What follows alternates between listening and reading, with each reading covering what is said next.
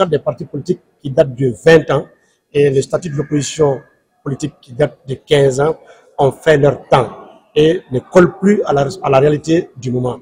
Et pour tous les reproches qu'on fait aux partis politiques et pour tout ce qu'on récrimine aux partis politiques, il y avait lieu, de par la refondation voulue par cette transition, de réussir aujourd'hui les réformes politiques nécessaires. Et cette abrogation rentre dans ces cadres. Il s'agit pour désormais mettre à la disposition du gouvernement les moyens juridiques nécessaires et des coups de franche pour que la nouvelle charte qui va être rédigée soit dans les conditions les plus optimales, sans tension aucune. Parce que nous avons l'habitude de constater dans ces pays que chaque fois que vous voulez mener une réforme, il y a des partisans, il y a des personnalités qui vont dire qu'ils sont contre, donc des opposants, et ça suscite toujours les remous. Aujourd'hui, l'abrogation permet de mettre tout à plat et de permettre à toutes les entités qui désormais, de par le biais de l'égalité des chances, de concourir ensemble. Donc, il y a lieu de mentionner cela. Aussi, un deuxième élément, que cette abrogation, contrairement à tout ce que vous entendez dans la rue, il n'en est rien. L'abrogation ne signifie pas, en tout cas à l'heure où je vous parle, que les partis politiques sont dissous. Aujourd'hui, que le constat est amer. Il y a 297 partis politiques qui sont créés.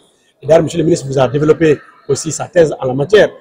La charte des partis politiques impose au gouvernement de continuer à créer d'autres entités. Vous savez, moi je suis quelqu'un qui n'aime pas rentrer dans les polémiques, mais je voudrais simplement aujourd'hui donner une réponse très précise par rapport à un certain nombre de choses qui avaient été dites et qui avaient été sérieusement commentées par exemple, l'ancien Premier ministre, qui dit que durant la transition, il a été recommandé par les assises de la refondation de surseoir à la création des partis politiques.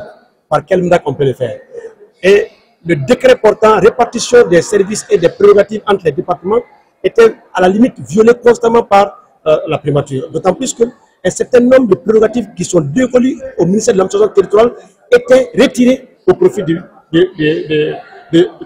la station primatoriale. Comment voulez-vous empêcher la création des partis politiques lorsqu'une loi est en vigueur?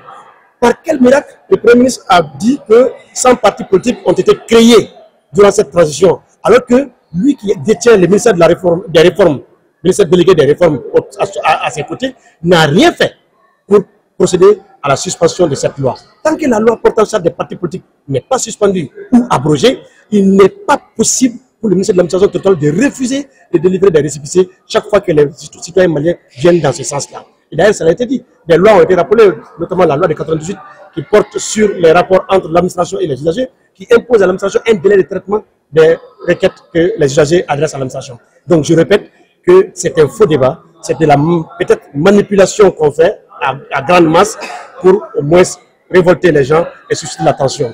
Je répète encore une fois, tant qu'une loi est en vigueur, elle est appelée à produire des effets juridiques. Et donc tant que cette charte est en vigueur, le gouvernement a l'obligation de continuer à délivrer des récépissés. Alors pour mettre fin à cela, la seule solution était d'abroger la loi.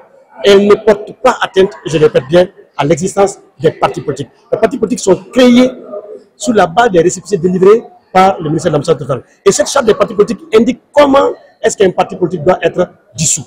Et d'ailleurs, vous le savez bien, la dissolution par voie judiciaire, il était quasiment impossible pour le gouvernement, si demain le gouvernement décide de dissoudre les partis politiques sans passer par cette voie judiciaire, bien entendu, c'est autant de procès qu'on va coller. Et le temps de la justice n'est pas le temps de la politique, et le temps de la justice n'est pas le temps de l'administration. Donc aujourd'hui, la prorogation de cette charte permet au gouvernement, je le répète bien, d'avoir le coup de franche pour aller de l'avant et peut-être proposer aux Maliens une nouvelle configuration législative en la matière. Pas plus, pas moins. Je répète, donner des coups de franche permettant au gouvernement, sans pression, de mener à bien les réformes telles que les Maliens souhaitent les avoir. S'il faut durcir les conditions de création des partis politiques, la nouvelle charte prendra cela en charge. S'il faut mettre fin au financement public des partis politiques, la nouvelle charte prendra cela en charge.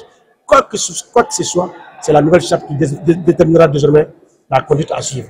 Et ça, il faut le faire de manière sereine, sans pression aucune, sans qu'un parti puisse venir nous dire que nous sommes grand parti, tel est un petit parti, etc., etc. Donc, tout est à plat par rapport à la charte des partis politiques, mais nullement à atteindre l'existence des partis politiques à l'instant où je parle.